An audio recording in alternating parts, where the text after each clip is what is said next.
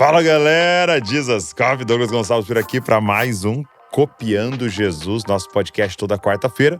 Que bom que você está aqui com a gente, muito honrado, muito feliz de mais um dia a gente poder usar esse espaço aqui para a gente fazer o que tem sido a nossa missão. E quando eu falo nossa missão, não é nossa, é a nossa missão, né? Crescer cada dia mais em semelhança a Jesus e também formar Jesus em outras pessoas que estão ao nosso redor. Então, hoje nós vamos ter um papo maravilhoso aqui e eu quero que você fique muito atento e eu tenho certeza que durante esse papo aqui vai vir nomes e pessoas na sua cabeça. Eu queria que você mandasse esse podcast, não deixa parar em você, sabe? A gente precisa ser generoso e generoso não é só finanças, é também com o conhecimento, aquilo que vai chegando até nós. Então compartilhe enquanto você ouve aí. E um pedido especial: se inscreve aqui no canal. Você nos ajuda a tornar isso aqui mais relevante ainda para a plataforma e ela mesma começa a divulgar. Então, isso é muito legal, ajuda muito o nosso movimento. Beleza? Vamos embora então? Estão preparados? Podcast de hoje.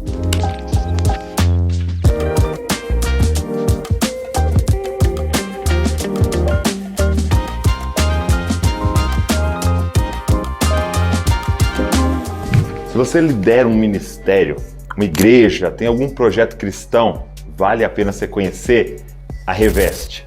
A missão dessa marca é clara, é desenvolver produtos com propósito, excelência e dedicação, ajudando a transformar ideias em realidade. Seja assim, camisetas, uniformes, kit de evento, qualquer outro material, a Reveste é especialista em tirar sonhos do papel. Um dos grandes diferenciais é o time de designers que está pronto para criar junto com você, pensando em cada detalhe para que o resultado final represente exatamente aquilo que Deus colocou no seu coração. Tem mais, a Reveste não trabalha com pedido mínimo, o que facilita muito para projetos pequenos quanto para grandes demandas. E o outro ponto que faz tudo isso ainda mais especial é que parte dos lucros é destinada a missões. Ou seja, além de desenvolver produtos, você também participa de algo muito maior. Aqui no Dizascope, a Reveste já é uma parceira de caminhada. Eles têm desenvolvido nossas camisetas, uniformes, kits de conferencista, brindes lá do Clube da Val e até presentes para preletores dos nossos eventos. É uma parceria que tem somado muito e que a gente confia para indicar. Se você precisa de alguém que une propósito, excelência e ainda investe no reino, a Reveste é uma escolha certeira. Isa Walker, obrigado por você estar aqui. Muito bom. Muito bom te receber aqui, viu? Muito bom. Muito feliz. Fiquei muito feliz de você ministrar lá na Ecoar de uma voz, de surpresa. No susto.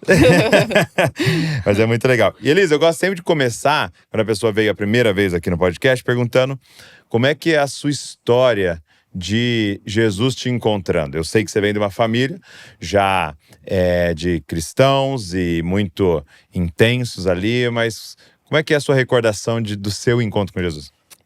Nossa, é uma pergunta super difícil de responder, assim, porque tem toda uma progressão, né? Eu acho que quem nasce numa família cristã vai ter dificuldade de Da data, né? encontrar exatamente o momento que converteu. E eu venho de uma família de 3 irmãos mais velhos. Eu sou a 4ª filha e tenho uma irmã mais nova depois de mim. Então eu meio que vi meus irmãos vivendo a vida deles e eles viveram a vida no mundo, né? Desviaram. E eu vi eles fazendo isso e achei bobeira. Eu achei meio inútil, assim.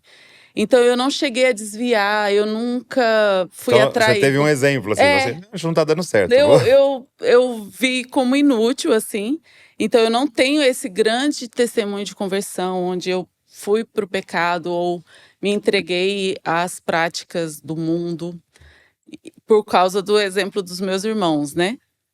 Mas eu percebi uma busca incessante do meu coração por sentido, né? Sentido da vida, qual o sentido da vida? Então eu tinha um desinteresse muito grande pela vida e ficava esperando o momento em que ela passasse a fazer sentido, a vida. Então nunca fui atraída para uma carreira, para uma profissão, por nada.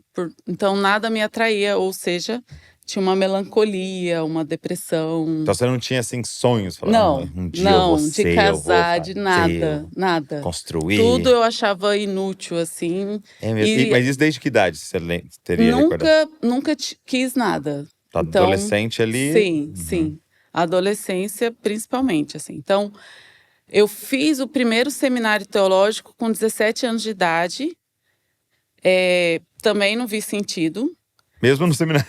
Mesmo no seminário. Segundo seminário, ali em Araçariguama, no Vale da Bênção. Ok. Segundo também, ali foi o ápice da depressão, assim, a diretora do seminário ligou pro meu pai e falou, ó, vocês precisam receber ela de volta porque ela tá com depressão aqui. E aí, eu só fui encontrada pelo sentido da vida. Eu não descarto que Jesus tenha me encontrado em momentos ao decorrer desse período todo, assim. Mas ao fazer o CPP, que é em Montemor, né? O tio Haroldo iniciou a primeira turma em 2003 e eu fui aluna. Ali eu fui encontrada, eu encontrei o sentido da vida, assim. Então, existe o antes e o depois, e a gente usa esse jargão bastante, né? Que é o divisor de águas, mas para minha vida foi literalmente, assim. Então, eu passei a viver, eu encontrei sentido, alegria e nunca mais saí de lá até o Arlindo E pra casar Campinas? comigo e me resgatar de lá. Mas foi uma experiência maravilhosa, assim. Então, Sim. E isso foi, tipo, durante as aulas e os sim. devocionais. Sim, aulas de evangelho profético, o homem é mau, você não presta. Então eu tive encontro com o evangelho, apesar de estar nessa família que é radical por Deus, que é intensa. Mas meu pai estava muito desorientado, né? Ele falava bastante, olha, a gente tem algo muito precioso, mas eu não consigo dar estrutura para vocês acessarem. E quem deu essa estrutura foi o tio Haroldo. Então, Sim. eu devo muito a ele, assim, porque ele bolou algo, ele montou algo que estruturou e me deu acesso ao legado, né?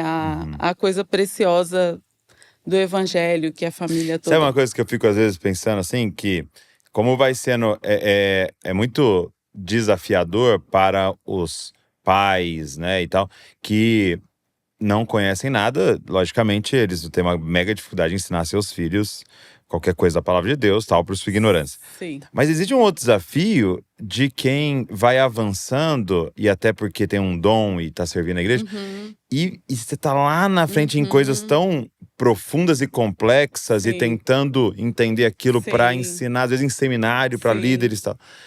E aí sentar com os filhos para voltar lá Sim. atrás, né, e falar, não, ó, isso aqui, Jesus os né, primórdios, Davi né? matou Golias. É. Às vezes você vai ver, você começa a ter dificuldade de fazer, né? Sim. Então, tem uns desafios em Tem. estar na família também que se tornou uma referência, né, Sim. para a nação e para os líderes. Né? Que eles eram tipo cientistas malucas, né? Exatamente. Eu fico imaginando se o Einstein conseguiria sentar com o filho e falar, ó, 2 meu mais 2 avô é era 4. total, assim, muito cientista maluco, assim, de laboratório e de vamos aprofundar aqui. E, de fato, a família, né, os netos estavam lá atrás, assim, né? Sim, interessante. Que desafio, né, para todos nós, né? Sim. Que E a desafio pra ideia do todos tio nós, né? Haroldo era essa, assim, é disponibilizar um ambiente que ele teve com o pai dele. E ele queria disponibilizar para nova Entendi, essa é a geração. ideia do CPP. E, de fato, aconteceu. Me pegou, Incrível, né? Me pegou, incrível. graças a Deus, assim. Sou muito grata. E com isso, afetou essa questão que você citou, dos sonhos e tal? Da melancolia, né? Da depressão, afetou, assim. Então, eu me lembro de me sentir culpada de estar tão feliz, assim. Ah, é? De estar em uma vida tão aventurada. Interessante. Interessante, assim. Eu lembro da Suzana também, missionária na África. Ela fala, meu Deus, minha vida é tão legal que parece que eu fico até culpada, assim.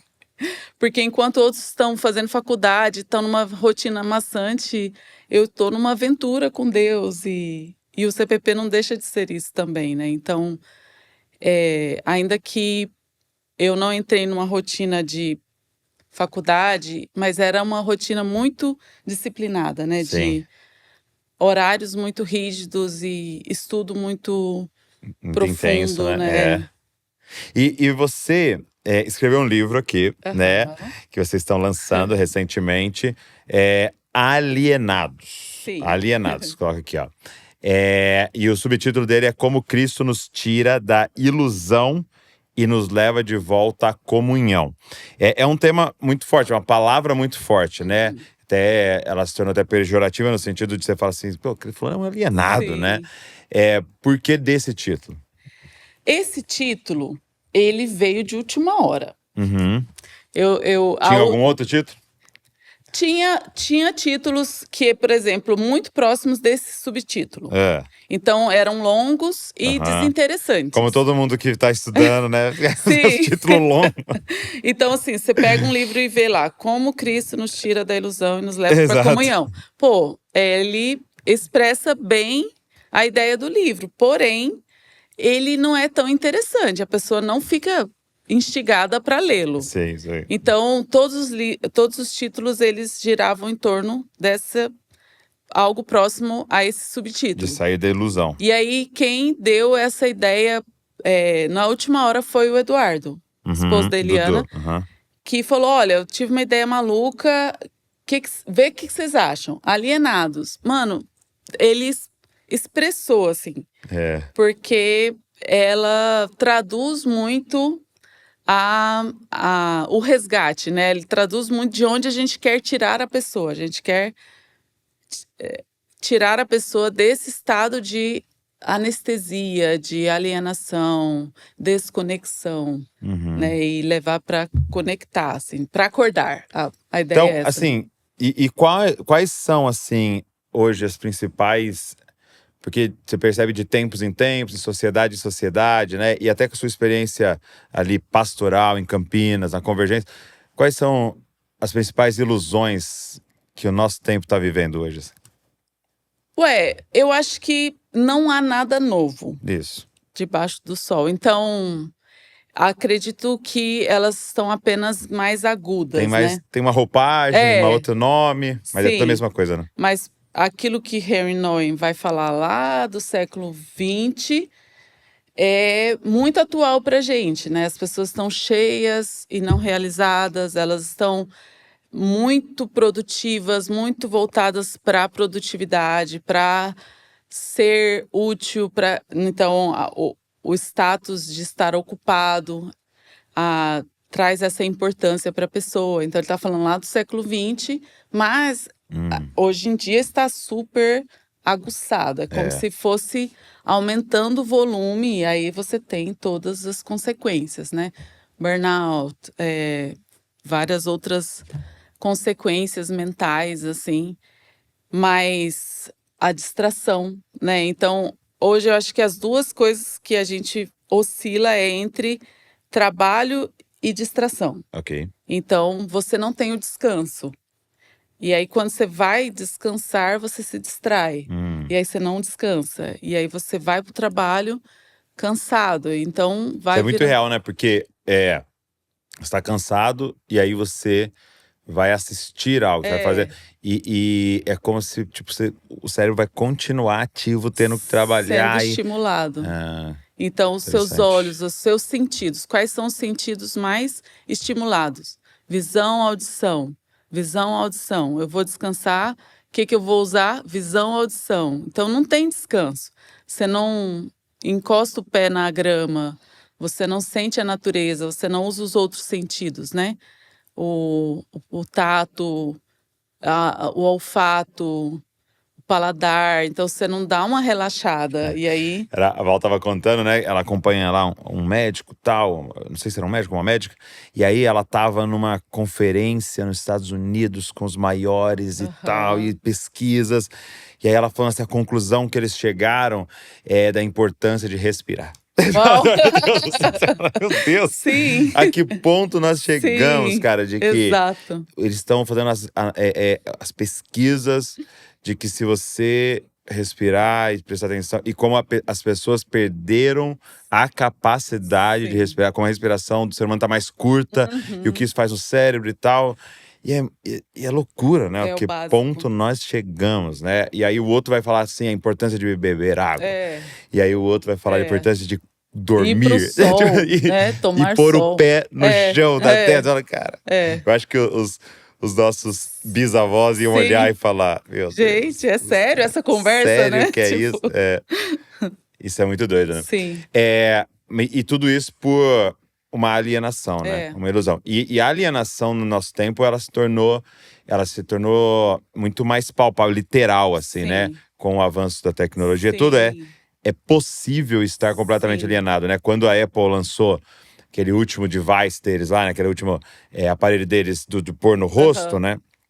Eu falei, cara, chegamos no ápice, né? Sim. Porque você pensar no computador, no desktop, né? Era muito comum você ter ali 2, 3, 4 amigos. Vem aqui, vou te mostrar um negócio. Sim. E tal. Aí criou o laptop. Aí já foi fazendo assim. Diminuiu. Aí criou o palm top, né? Tipo assim, agora tá aqui. Agora esquece, assim, não, você não vai mostrar pra ninguém, né? Uau. Assim, é como se fosse se Loucura. fechando Sim. nessa alienação, né? Agora, você fala algo aqui no livro, né?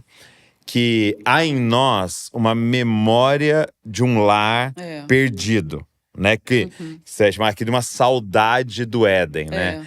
E como que isso se expressa, assim? Para quem tá nos ouvindo, como é que isso se expressa? Por que você diz isso?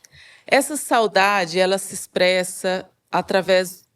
Então, Deus deixou sinais para nós que nos lembram do nosso lar. Ok. Então, esses sinais, eles estão na natureza. Então, quando você é surpreendido por um pôr do sol que te inspira, ou uma paisagem que seja, né? Você tá num trajeto e você olha para a paisagem, as montanhas e o verde, aquilo enche seu coração, aquilo ali são pistas, né? São sinais. Então, aquilo te conecta com a beleza, te conecta com o sublime. Quando estamos em uma conversa profunda com um amigo e o seu coração é verdadeiramente expressado e você se sente compreendido, essa conversa te lembra do seu verdadeiro lar, te conecta com algo superior. Até a experiência, né? Eu me lembro bastante da minha primeira experiência como mãe, né? Então, o nascimento de um filho te coloca em contato com um amor que você não conhecia até então. E aí você é levado para algo mais sublime. Então, são pistas, né? Então, Deus deixou pistas e essas pistas estão acessíveis, né? C.S. Lewis falava bastante sobre isso, assim. Muito antes da conversão dele, ele tinha acesso à alegria. A alegria visitava ele e abria e fechava, né? Então, todo ser humano tem acesso a essas pistas, né? Então, existem músicas seculares, existem quadros pintados por artistas seculares, pessoas que não nasceram de novo, mas tiveram acesso ao sublime, ao sobrenatural, tiveram acesso a essas pistas, até ciências exatas, né? Matemática, os cientistas, tudo que toca na verdade, que toca no absoluto, isso são pistas do nosso verdadeiro lar, são pistas, né, de Deus. E essas pistas deixam em nós um gostinho de quero mais, né? Nós queremos mais, né? Nós temos essa experiência com o filho, temos experiência com um amigo, com um cônjuge, mas a gente quer mais, a gente fica carente, né? Então, essa saudade tem a ver com querer mais, né? Entendi. Saber que a gente não foi feito só para pistas, né? Não foi feito só para pouquinho, essas gotinhas. Nós fomos feitos para a plenitude. Então, essa saudade tem a ver com nada nesse mundo sacia de fato, né? Então, existe esse anseio pelo nosso verdadeiro lar, pela beleza superior, pelo sublime, que em alguns momentos nós sentimos de certa maneira saciados, mas isso só nos deixa com desejo Eu por me mais. lembro do. Você tá falando assim, eu me lembro de João, eu acho que é 6, né? Que Jesus multiplica os pães, né? Aham. Aí eles comem, né? E eu fico imaginando que, poxa, aquele pão multiplicado deve. Eu acho que tinha um gostinho legal, viu? Devia ter alguma coisa especial ali Aham. naquela. Né? Tava surgindo o pão, né? Aham. E eles comeram e tal, e o fato é que eles foram saciados por aquele período. Sim. 3, 4 horas depois, provavelmente Sim. estavam todos com fome, e aí eles dão a volta e vão atrás de Jesus, né? Aham. E aí eles acham Jesus, e aí eles puxam uma conversa aleatória lá, e Jesus fala: vocês estão aqui, vocês querem mais pão, né? Aham. E aí ele fala exatamente isso, né? Mas se eu multiplicar de novo, vocês vão comer, Aham. e daqui a pouquinho vocês vão ter fome de novo, Aham. né? Mas aí ele fala: eu sou o É, pão da vida, é. e quem comer de mim nunca É, mais terá é. fome. Então ele tá apontando para um saciar, né? Uhum. Pleno, né? Sim. E aí, isso que você tá falando é muito interessante porque, ao mesmo tempo, essa pista tem um grande potencial de virar um ídolo, né? Exatamente. Porque aí eu querer mais e mais, né? Uhum. Por exemplo, é terrível quando filhos se tornam ídolos, né? Sim. Você distorce toda a educação, né? Terrível para os pais e para os filhos, E para os né? filhos, né? É terrível quando o trabalho se torna um ídolo. É terrível Sim. quando o sexo, quando Aham. a comida, quando Sim. se torna um ídolo, né? E tem a ver com essas pistas, né? Sim, e com a rejeição do verdadeiro, né? Então, no seu exemplo é muito bom. Eles vão atrás daquilo que Jesus pode dar e Jesus aponta para si mesmo. Uhum. E aí você não quer e se apega Ao pão. ao pequeno, né? Ao pão. E aí cada pequeno amor tem potencial de se tornar um ídolo, né? E aí Entendi. surge a idolatria. Porque é aquilo ali aponta para, né? Sim. É que não é o fim, né? É. E como a gente Mas pra não gente- conhece, quem não conhece a Cristo, pensa, é isso. É. E tem um lance, uma relação de que Cristo, eu preciso me submeter. Mas o isso eu posso dominar. Então a idolatria tem essa relação de eu ter o controle. Eu Ok. quero ter o controle daquilo que vai me saciar. E Cristo eu não tenho controle, eu preciso me render. Então essa rendição é a grande. É até uma das coisas que você colocou no livro, que eu queria te perguntar. Deixa eu achar aqui. Aqui, você dedica um capítulo dele, né? Sobre a paixão do controle, né? Então, o que a necessidade de controlar tudo revela sobre o coração humano? Porque muita gente tá alienado, né? Sim. E não tá percebendo. Mas é uma das palavras-chave dos problemas que nós estamos passando se chama controle, né? É o desejo, né? Porque é uma ilusão. Tá. No fim das contas. Controle é uma ilusão. Não está nas nossas mãos. Não está nas nossas mãos. Mas a gente gosta de pensar que está, né? Então, as mães vão poder testemunhar muito fortemente disso, né? O filho nasceu e você pensa, eu sou responsável por esse ser continuar controle. vivo. Mas não sou o responsável. Deus é dono dessa vida e ele me emprestou. Ele é responsável por mantê-la viva. Mas a gente fica nessa tensão, nessa pressão de controlar. E essa pressão por controlar tanto carrega a insegurança de que somos finitos e criaturas, quanto a insubmissão, a rebeldia de não querer se render a quem de fato está no controle, né? Então, é um desafio para o coração humano admitir que aquilo que de fato ele quer não está no seu poder de adquirir. Deus é para o ser humano, e aí, usando as palavras de C.S. Lewis, Deus é para o ser humano, ele fala, Deus é para o homem natural um lugar íngreme e escorregadio. Eu gosto dessa... Ele sempre configura. É muito boa as ilustrações, porque você imagina um lugar íngreme e escorregadio. Deus não é acessível para o homem natural. Ele precisa vir. E eu me submeter a algo que precisa vir em minha direção é muito humilhante. Eu quero ir. Se eu quero um filho, eu vou atrás de um casamento. Se eu quero dinheiro, eu vou atrás de uma profissão. Se eu quero o sexo, eu vou atrás de um parceiro. Então, eu quero estar no controle do que vai me satisfazer, mas nada do que eu posso controlar de fato vai me satisfazer. Deus é quem vai me satisfazer e ele precisa vir, né? Então é muito humilhante. É muito humilhante, né? Às vezes você pega assim, né? Você fala, poxa, você tá falando sobre Jesus, evangelizando, né? Você fala, pô, Sim. Jesus é Deus, Jesus é maravilhoso, Jesus salva, cura, liberta, né? Ele multiplica pães, ele dá vista aos cegos, ele ressuscitou os mortos e tal. Você fala, meu Deus, quem em sã consciência não vai querer? Sim. É porque ele te tira do inferno, te põe É agora tudo no de reino, bom. tudo de bom. É. Mas aí tem um ponto, né? Ele é rei, ele manda. Ele governa, né? Sair. Então, enquanto você tá ali falando, ele cura, ele liberta, ele multiplica pães, seu coração, eu quero. Quando ele vem e fala, mas negue-se a si mesmo.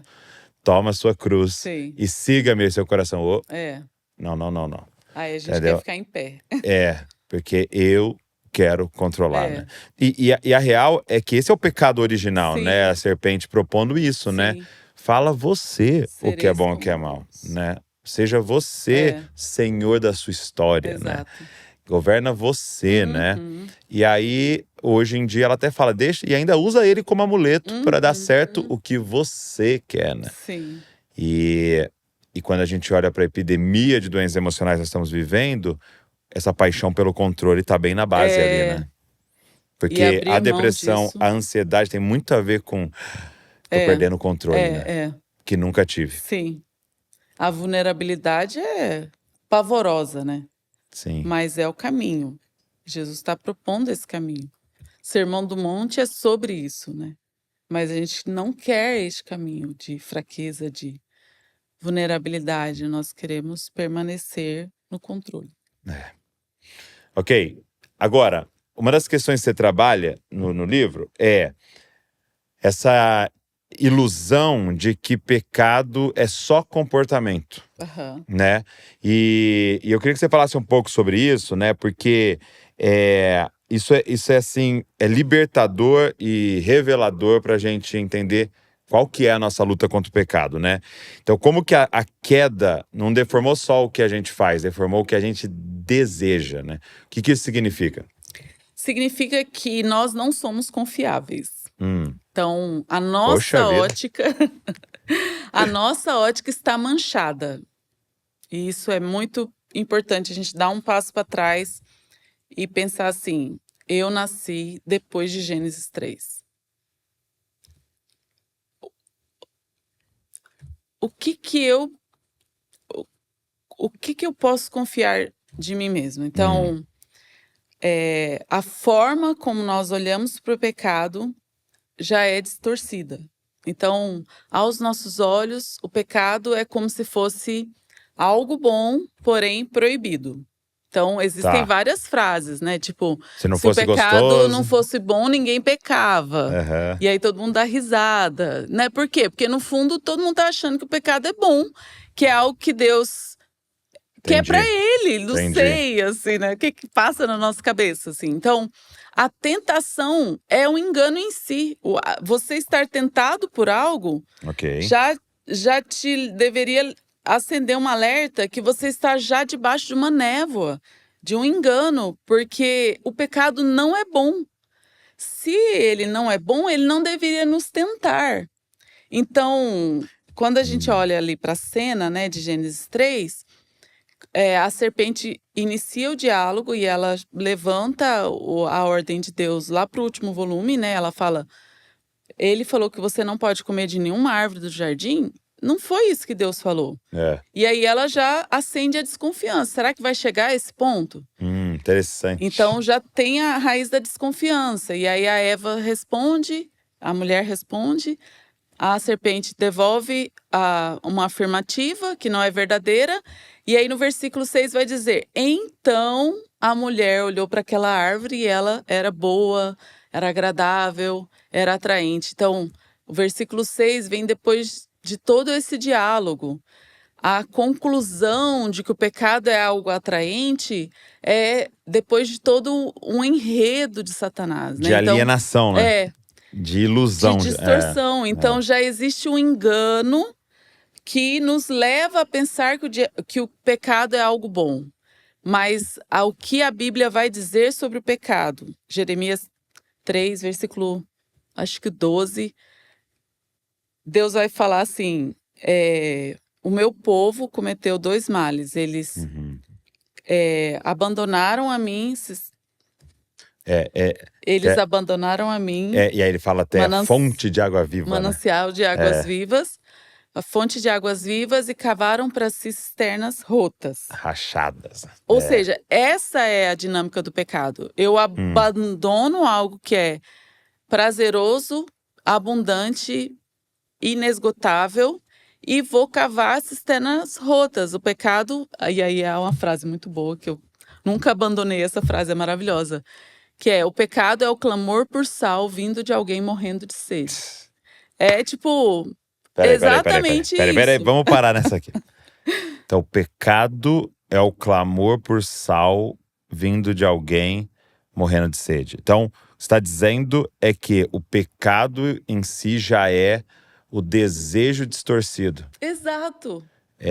Ele é o desejo por aquilo que vai destruir mais ainda, que vai te matar mais ainda. Então, ele já está quebrado no instrumento de desejar, né? Exato. Isso é verdade. Então, é por isso que o pecado não tem a ver só com comportamento, mas o pecado tem a ver com algo anterior a isso. Se eu estou lidando com tentações, eu preciso desconfiar de mim mesmo, falar: Senhor, me salva, porque eu estou olhando para algo, eu estou olhando para o sal e achando que é água, mas é algo que vai piorar a minha sede, né? Sim. Então é uma relação ridícula. Você abandonar um manancial de águas vivas e cavar cisterna, você gastar sua energia para um negócio que não sustenta, que não segura a água. Barro, né? É interessante que uma vez eu vi o Tim Keller fazendo uma exposição da Sermão da Montanha, do texto quando você vai tirar o cisco do olho do seu irmão, mas ele fala: primeiro tire a trave do seu olho. E aí ele fala do pecado, né, do pecado seu como trave, e é interessante essa dinâmica que ele coloca de não é só que ele ele coloca assim, ele além de ser o pecado, ele atrapalha você de ver o pecado. Exato. Então ele tá ali, você sabe que ele tá ali, mas há uma distorção em você de não querer ver que ele tá ali. Então é muito profundo, né? Sim. A alteração que ele faz em nós, né? E é por isso que você vai pra frase que você começou, né? Nós não somos confiáveis, né? Sim, que aí os profetas, né? Durante todo esse movimento que Deus levantava os profetas e eles vinham alertando o povo, ele dizia: o teu mal é incurável, a tua doença é incurável. Ou seja, nem para nos arrepender a gente presta. Ou seja, e aí é C.S. Lewis, né, o pensamento dele, ele fala: somente um homem bom pode de fato se arrepender. Porém, somente um homem mau precisa se arrepender. Entendi. E o homem mau não consegue se arrepender. E aí, qual é a resolução para esse dilema? E aí é Jesus. Jesus é a solução. Jesus é o Deus que se fez homem para ser um homem bom. E ele viveu toda a trajetória e chegou no jardim de Getsêmanes e falou: Pai, não faça a minha vontade e a sua. Ou seja, através desse quebrantamento, desse homem perfeito, nós podemos ter arrependimento. Ou seja, a solução não tem a ver conosco, tem a ver com Jesus, né? Então, a solução é só o evangelho. Nós não temos nenhuma... É isso que eu ia te perguntar. Então, se eu preciso chegar à conclusão, para eu sair dessa ilusão, dessa alienação, eu preciso chegar à conclusão: eu não sou confiável. Né? Não sei quando você tá falando aqui, eu tô lembrando quando a Val foi fazer endoscopia. E aí a pessoa falou assim: ó, você vai vir, você tem que trazer alguém. Porque você vai sair completamente embriagada pelo remédio, né? Então você não vai poder dirigir. Você não vai poder tomar decisões no estado que... Então eu tô pensando nessa figura, assim, né? De tipo assim, eu não sou confiável, não posso tomar... Então, como é que vive? E aí... você tem o início do evangelho. que é a transição entre o Velho e o Novo Testamento. E a transição entre o Velho e o Novo Testamento é João Batista. É esse juiz, esse profeta que veio apitando o final do jogo.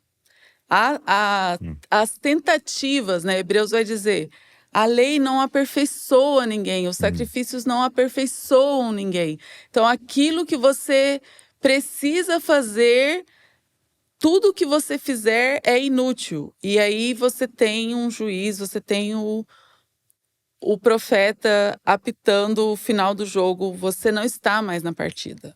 Você não tem mais o que contribuir. Então, a velha aliança tem a ver com o pecado, com as nossas tentativas, com a lei que nos condena, com os sacrifícios, mas o Novo Testamento tem a ver com Jesus.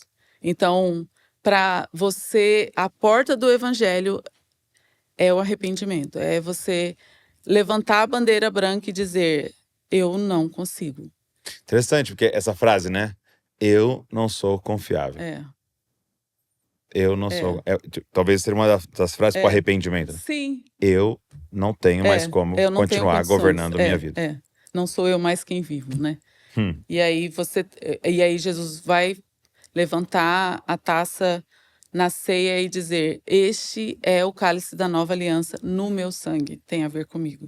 Não tem a ver com vocês. Isso é libertador. Tipo, uou! Que bom, Jesus! Finalmente! Porque qualquer coisa que tenha a ver conosco tem data para fracassar. Né? Então, o evangelho é libertador, é maravilhoso. E é nessa base que nós passamos a viver. Né? Cristo nos liberta diariamente, constantemente. Eu gosto daquela música do José Júnior que fala... Me toca de novo, como é que é? Vixe, eu sou preciso música. do seu Pensa toque. numa coisa que eu sou ruim com música. Se hoje me tocas, amanhã eu preciso do teu toque de novo, e de novo, e de novo. É um maná, né? Todos os dias. Não, Pão nosso de cada Jesus dia. não nos tirou da ilusão lá atrás. Ele nos tira constantemente. Ele é o nosso resgatador, né? Uau. Então, ele é bom nisso, que bom. Isso é muito doido, porque às vezes a gente tem essa paixão por controle, mas, de novo, é um desejo desordenado, porque é algo que nos mata. E eu vejo que a gente fica em dois extremos, né? Orgulho, de tipo, tô no controle, tá dando certo, eu sou top, vem comigo, sou melhor que você. Né? E muita culpa e frustração de tipo assim, meu filho não tá indo bem, é minha culpa. Eu só que não tá indo bem, é minha culpa. Eu tô indo bem, né? E a igreja não tá indo bem, é minha culpa. Então a gente fica nesses dois extremos terríveis o tempo inteiro, né? E achar então o rei, submeter e falar, não, ele tá no controle. E aí é humildade. Então, o que você descreveu então, como eu saber se eu estou no controle? Se eu estou nessa ilusão do controle? Orgulho, frustração. Orgulho, frustração. Como saber se eu estou rendido ao evangelho? Humildade. Humildade. Uma vez eu vi o John MacArthur falando assim, né? O que a doutrina da soberania de Deus faz comigo na prática? Ele falando. Aí ele disse assim, desde que eu criei nela, eu nunca perdi uma noite de sono. Uau, uau, muito bom. Me ajuda a dormir. Muito bom, maravilhoso. Porque é isso, né? Você vai deitar no travesseiro. Vai deitar no travesseiro assim. Mas a igreja, não sei o que. Amanhã, se eu não fizer, vai acontecer. Deu a meus filhos, minha filha, meu tal, e não sei o que. E as finanças, e minha casa, e minha saúde. Se a gente for tentar controlar, são tantas coisas. Eu fico vendo no Instagram hoje, né? Assim. Você vai vendo um vídeo, vai vendo outro e tal, e aí assim, você precisa tomar água, mas tem que ser água dessa aqui. Aí daqui a pouco, mas você precisa acordar e ao acordar você tem que fazer isso aqui. Aí daqui a pouco você tem um checklist de 300 coisas que você tem que fazer. Que você fala, meu Deus, é impossível, né? É impossível. E é lógico que há esse zelo, né, de você cuidar e tal, mas com essa consciência de que ele está no trono. E, por exemplo, o dia que eu e você vamos morrer é o dia em que eu e você vamos morrer, né? Sim. Ponto final, né? E aí ter essa paz, né? É. E aí, uma outra coisa que eu achei muito legal que você coloca, e é um outro termo, né? Ou uma declaração que você faz, eu queria que você explicasse. Porque, de novo, é bem contraintuitivo Aham. do que tá no imaginário da maioria. Santidade é felicidade. Ah, legal. Eu gosto dessa frase. Porque o que a serpente passa Uhum. para nós, no Éden e até hoje, Deus não estraga prazeres. O pecado é bom, mas vai te mandar pro inferno, então fica com as coisas ruins e aguarda que você vai no céu, né? Sim. Então, mas você colocou santidade é felicidade. É bem a ideia, de novo, né, citando C.S. Lewis, mas ele fala que a gente olha para a lei como se ela fosse o fim da diversão. Quando, na verdade, a lei ela é um manual de instrução como essa máquina que trabalha. Tá. Então, a santidade tem a ver com a graça de Deus me capacitando a obedecer à lei de Deus, e isso me coloca no funcionamento correto para o qual eu fui criado, né? Então, a felicidade tem a ver com funcionar da forma como eu deveria funcionar e tem a ver com isso, né? Com descanso, com a confiança em um Deus que está no Interessante, trono. funcionar como deveria funcionar, né? Sim. Então, é muito mais amplo do que as regras básicas que Sim. ficam da nossa Sim. cabeça, né? Isso pode, isso não de fugir pode. da imoralidade e tal. É. Mas quando funcionar no que a gente deveria funcionar, por exemplo, você cita um dormir, né? É. Você cita Então, várias outras coisas, né? Então, você tem o destravar do seu potencial, né? Então, C.S. Lewis vai dizer... É até engraçado que eu tô só falando C.S. Lewis, né? Tipo, Tô gostando, tô gostando. Mas ele vai dizer assim: quão entediantes são a vida dos pecadores. Ok. E quanta novidade há no caminho dos santos. Então, a santidade tem a ver com você entrar no seu destino, você experimentar o seu potencial. E, gente, isso é muito legal. Então, assim, a santidade tem a ver com felicidade, assim. E pecado tem a ver com tédio. Pecado tem a ver com mesmice. Pecado tem a ver com fazer as mesmas coisas que outros já fizeram. Tipo, nossa, que coisa ridícula. Então, conectar com aquilo que você foi criado para viver é experimentar um prazer muito superior do que qualquer barato, do que qualquer produto químico, qualquer, né? E aí Larry Crabb fala, né? A paixão espiritual ela é superior ao prazer sexual. Então tem essa experiência de provar do deleite que há no trono de Deus, né? Então Na obediência, né? Então tem a ver com essa vida escondida em Cristo, com a sua verdadeira identidade. E isso tudo é através do caminho da submissão, da entrega do evangelho e não da rebelião. Meu corpo, minhas regras, minha maneira de pensar, que só nos aprisiona ainda mais na escravidão, né? Isso é loucura. E é interessante porque o trabalho é esse, né? Não confia em Deus. Ele não vai dar conta de te fazer feliz. Então, a fala da serpente ali que você citou é isso, né? Ele tá escondendo o melhor de vocês.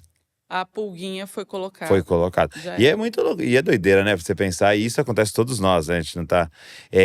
Você tem um jardim, vamos chutar baixo aqui, com 300 árvores, 400 árvores, que as frutas deveriam ser as mais deliciosas que já existiram, sem ser tocada pelo pecado, né? O pecado afetou toda a criação. E aí tem uma árvore que não pode. E a serpente vem e fala: ele não deu tudo, né? Ele está escondendo. E se você. Essa aqui, se você comer, aí você vai. Então, é essa ilusão de que há uma felicidade superior na insubmissão, na desobediência, né? Sendo que o deleite está na obediência, né? Sim. E, na verdade, a desobediência vai quebrar a gente de não conseguir mais Sim. ter o verdadeiro prazer, É. né? Vai nos distorcer, né? Isso é muito forte e, de novo, aí precisa nos fazer voltar, né? Porque se a gente olha isso que a gente tá falando aqui, a volta é voltar a confiar em Deus, É. né? Isso aí é muito legal também, assim, porque se há uma oração que nós devemos fazer é: Senhor, me leve a confiar mais em Ti. Ponto. E disso depende todo o caminho. Não é do meu esforço, não é de eu travar os dentes e eu vou conseguir ser santo. Não. Senhor, me leva a confiar mais em Ti. E isso é o caminho tanto para a santidade quanto para a felicidade, né? Consequentemente, assim. Eu vejo muito essa figura na paternidade, na maternidade, né? Sim. Porque, você tá lá, eu tô com 38, aí o Davi tem 13. Aham. Então, senhora, você fala pra ele assim, ó, confia em mim, é, faz desse jeito aqui Sim. que vai dar certo. E, logicamente, com 13 anos ele não tem a experiência, Aham. né? E ele precisa agora falar, tá, então eu vou abrir É, mão do que eu queria, vou fazer do que você tá falando, que você tá me dizendo que vai dar certo, né? É. E é isso, É. Deus Sim. sabe tudo, falando pra você, faz desse jeito. Sim. Fala, não, eu sei melhor. Coitadinho, né? Coitadinho Deus olha e demais. fala, não precisava, né? Mas... Passar por... É. E assim, até no exercício pastoral, porque eu quero muito que a pessoa que tá nos ouvindo aqui se identifique. Assim. Aham. No exercício pastoral, como é que isso se manifesta? Você percebe assim? Vamos dar exemplos aqui. Dessa desconfiança de Deus. Porque a gente tá olhando lá pro Aham. Éden, né? Aham. Comeu o fruto. Mas o que significa hoje, assim? O que a desconfiança da bondade de Deus vai nos levando a fazer, assim? Nossa, aí é bem específico, porque Pedro, 1 Pedro, ele vai dar instruções e essas instruções elas vão esbarrar nessa relação de autoridade e submissão. Autoridade e submissão, ela vai falar: servos, submetei aos patrões, mesmo que eles não sejam fiéis ao Senhor. E se você sofrer por estar fazendo bem, isso é agradável aos olhos do Senhor. E aí depois vai falar para as esposas: submeta aos maridos. Então, essa submissão a uma autoridade é a morte para nós. Ok. Mas é aí que se manifesta a nossa entrega ao evangelho. Assim, eu vou me submeter ao meu marido e ele não é perfeito e ele é pecador porque eu confio em Deus. Então, essa desconfiança de Deus, ela vai se manifestar na rebeldia contra as autoridades. Então, no pastoreio, Interessante. eu vou desconfiar dos líderes, mas não é porque eu desconfio daquele ser humano. Claro que eu desconfio daquele ser humano. Nenhum ser humano é confiável. Todos são pecadores. Meu marido é pecador, meu pastor é pecador, meu líder é pecador, meu patrão é pecador. Então, a desconfiança é justificada, mas quem está, no fim das contas, no trono? Eu desconfio do princípio, né? Deus está no trono. Deus estabelece reis e remove reis. Deus está... não há nada que fuja do controle dele. Então, a nossa desconfiança de Deus, ela vai se manifestar na nossa desconfiança aqui na terra. Dos Entendi. governantes, dos pastores, dos líderes, a esposa com o marido, né? É um tema delicado para dizer, mas não dá para fugir da Bíblia. Então, o evangelho é o caminho que propõe o prejuízo. O evangelho vai dizer: sofra o dano, fique no prejuízo. Perdão é isso. Né? Até quantas vezes eu tenho que perdoar meu irmão? Até 7 vezes? E achou que tá dando uma respostona, né? Então, assim, Jesus está convidando: perdoa mais, perdoa sempre, perdoa 70 vezes 7. Perdoa e fique no prejuízo. Perdão é isso. Eu arco com prejuízo. Eu arco com prejuízo. Por quê? Porque esse é o caminho do evangelho. Ele trilhou esse caminho. Ele ficou no prejuízo. E nós temos vida eterna. Então, eu posso confiar no meu Pai e me submeter a líderes humanos. Porque o meu Pai está no trono e Ele está no controle de todas as coisas. Então, é maravilhoso, assim. Por exemplo, avareza, né? Sim. É a mesma coisa, né? Eu desconfio da bondade de Deus como um pai que cuida de passarinho, cuida das coisas, que vai cuidar de mim. Eu desconfio, então eu não vou entregar. Eu não vou dar, porque vai faltar. Deus vai me esquecer e deixar eu vou passar ter fome. o meu. Então eu vou construir celeiros e Sim. guardar, mesmo vendo pessoas necessitadas ao meu redor. Sim. Tal. Então, você vai vendo que o lugar, se você pensar na pornografia, Sim. ele não vai dar conta do meu prazer, da intimidade e tal. Ele não vai me apresentar alguém, então eu preciso resolver por mim mesmo, lá escondido e tal. Então você vê uma desconfiança da bondade de Deus. Né? Você vê até na homossexualidade. Tipo, eu tô num conflito enorme devido a várias questões da minha vida, mas ele não, se eu não me entregar, ele não vai dar conta. Tanto que é uma frase que você vai ouvir de muitos, né? Então eu preciso ser infeliz para sempre. Então ele não vai dar conta da minha felicidade. Então você vê que tá ali, né? Então essa oração que você falou, né? Senhor, me ensina a confiar. Me ensina a confiar. Eu gosto daquela passagem, né? Que aquele pai fala, Senhor, eu não creio. Como é que ele fala? Se creres, ele fala, me ajuda a crer, né? Me ajude na minha incredulidade. Me ajuda na minha incredulidade. Né? Isso é uma grande oração. Sim. Essa é uma grande oração. Me ajuda a confiar, Senhor. E como de novo, essa alienação, né? Qualquer coisa que a gente confiar, nós estamos iludidos. Né? Sim. E a raiz, né, de todo o pecado é a desconfiança de que Deus não é bom.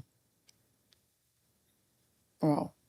Então, eu confio que Deus é bom? Então, esse é o caminho para a santidade, né? Muito bom, muito bom. E aí, eu queria te fazer uma pergunta agora mais pessoal. Até antes de eu fazer essa pergunta, o Alienados esse novo livro, eu vou deixar o link aqui, novo livro da Elisa, vou deixar o link aqui. Editora Convergência está lançando, vou deixar aqui na descrição para você clicar, pedir o seu. Ó, é um livro fininho, tá? Você não tem desculpa. Você não tem desculpa. Mas que é, assim, muito poderoso. Até a mensagem que a Elisa ministrou lá na Conferência Equar, né? Foi um pouco do que tá aqui. E foi tão impactante para nós. Então, era um evento de mulheres, mas eu tava lá. Entendeu? Fominha, pegando, sem problema nenhum. Tudo que eles mandavam repetir. Fala pra sua amiga ao lado, eu não repetia. Mas, fora isso. Então, eu quero que você adquira e você também faça com grupos aí na sua igreja. Eu acho que vai ser muito poderoso, uma grande ferramenta, tá? Então, tá aqui o link. Aí, eu queria fazer uma pergunta agora mais pessoal. Quais foram as marcas, né, que o seu tio, Harold Walker, mas também o Henry Nouwen e o Henry Nouwen e também o C.S. Lewis fizeram na sua vida? Porque o C.S. Lewis você falou algumas vezes aqui, mas eu sei que o Nouwen também foi de grande influência. Quais foram as marcas que autores e essas pessoas deixaram na sua vida? Nossa, total. São marcas tão profundas e eu tenho dificuldade de separar, né? Tá.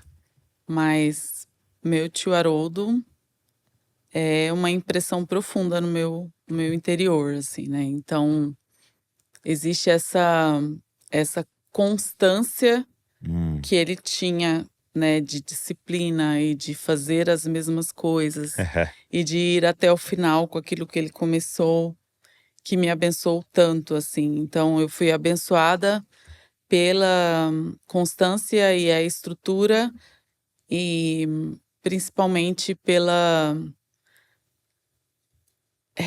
noção de que aqui não é a nossa casa, né? Aqui não é o nosso lar. Então, muito ele gostava bastante do livro Cadeira de Prata e citava, né, que é o 6º livro da coleção As Crônicas de Nárnia, mas o 6º livro mostra essa dinâmica em que a feiticeira do mundo subterrâneo está tentando anestesiar todos ali para que eles acreditem que o mundo subterrâneo é um único mundo que existe, né? Então o tio Haroldo sempre citava essa cena e isso me marcou muito profundamente, assim, o quanto a narrativa secular quer nos anestesiar e nos levar a acreditar que aqui é o nosso lar, que aqui é a nossa verdadeira pátria. sendo que o Evangelho nos chama para outra identidade, de peregrinos, e aponta para o lar que está vindo, né? É. Então, meu tio falava muito disso, E viveu maravilhoso. assim, né? Então, falava dos inimigos da cruz de Cristo e falava que as pessoas que cuidam só das coisas terrenas são inimigas da cruz de Cristo. Então, o meu tio Haroldo não estava apontando para pecados terríveis. Ele estava falando para essa secularização, para esse olhar que não olha para a eternidade, né? Sim. Então, acho que a marca principal, né, do meu tio Haroldo, meu pai, é que eles viviam para outro reino, eles estavam olhando para outro lugar. E isso me lembrava muito da minha identidade. Eu não sou daqui, eu sou um forasteiro. Tá E bom. aí, de alguma forma, você se identifica, porque o tempo todo a gente se sente um quadrado numa bola, né, num lugar redondo, assim. Não encaixa. Não encaixa. O tempo todo você está se sentindo estranho. Mas é isso mesmo, você é estrangeiro, você é de outro lugar, você está fora de casa. Então, Interessante porque a Lu, minha filha, né, mudou de escola e tal. E aí, na escola anterior, ela até tinha um grupo lá de cristãos e tal, né, que iam em algumas igrejas de Bragança, eles se reuniam e tal. Aí ela mudou para uma outra escola que não tem ainda, né? E ela tá bem, assim, encorajada em fazer um trabalho evangelístico lá e tal. Mas, ao mesmo tempo, ela com essa sensação de estar desencaixada e tal. E por um momento, eu e a Val falamos, nossa, como é que a gente pode fazer para ajudar ela, né, socialmente e tal. Mas, de repente, veio um estralo na gente. Tipo assim, será que não é a sensação correta? Né? Em alguns momentos, fala assim, nossa, fiquei meio sem assunto. Ok. Tem alguns momentos que vai ficar sem assunto, Sim. porque você tem uns interesses que, dependendo de quem está diante, não há esses interesses. O pessoal tá fazendo isso daqui e você não tá fazendo aquilo ali. E o pessoal tá assistindo aquilo ali, você não tá assistindo aquilo ali. Então, é se acostumar com essa sensação, né? De estranheza. Muito bom. E é engraçado, porque esses três autores, né? Os dois autores e o Harry também foi um autor. Sim. Tem muito essa questão entrelaçada, né? Porque o Noe vai falar bastante dessa questão também das disciplinas, né? Sim, e da saudade do lar. Ele vai falar bastante. Verdade. Ele fala que esse é o ponto comum entre todos os seres humanos. E ele falava assim, que se uma vida espiritual não responde às questões mais básicas do ser humano, uma vida espiritual, ela não responde só ao cristão. Uma vida espiritual, ela responde ao ser humano nascido depois de Gênesis 3. Ele está fora do Éden. E ele precisa ser conectado de volta para casa, né? Então, Hernoy trabalhava, ou seja, os três trabalhavam tudo isso, né? Você não é daqui. Muito bom. Obrigado, Elisa. Foi muito Esse bom. tempo abençoado. Espero que quem esteja nos ouvindo tenha sido abençoado. Eu gosto muito de conversas que também geram novas perguntas, né? E que deixam algumas frases assim ecoando, como por exemplo, pecado é alguém com morrendo de sede desejando por sal. E fica essas frases que é como se fosse um fio que você começa a puxar e deixa Deus falar muito mais com você. Sim. Mas eu queria muito indicar para você o livro. Então, de novo, vou deixar o link aqui na descrição para você pedir o seu aí. Mas obrigado mesmo. Deus abençoe muito você, sua família. Amém. O Arlindo esteve aqui, fui muito abençoado. Estou aí encorajando ele a escrever esse livro. Ele tá empolgado. Prega o evangelho para si mesmo. E também todo o trabalho na Convergência, lá em Campinas. Deus continue abençoando a comunidade local lá. Obrigado mesmo, viu? Obrigado você que ficou aqui com a gente, nos ouvindo, nos assistindo. E de novo, como eu comecei, quero terminar. Pega esse link. Não deixa parar em você. Compartilha com alguém que vai ouvir essas verdades aqui. Quem sabe vai ser o início de essa pessoa sair de uma ilusão, de estar aí alienado, vivendo escravo do pecado desse sistema, e vai ter os olhos abertos para a realidade espiritual, para o Senhor. E então pega esse link e manda para outras pessoas. Deus abençoe você e não se esqueça, você é uma cópia de Jesus. Valeu. Tô aqui para agradecer você que está sempre aqui com a gente no podcast Jesus Copy. Eu espero que você tenha sido abençoado pelo nosso canal e eu queria te fazer um pedido. Será que você poderia se inscrever aqui no canal? A gente pega às vezes as estatísticas, a gente sempre vê que tem um grupo muito grande de pessoas que assiste, mas não é inscrito.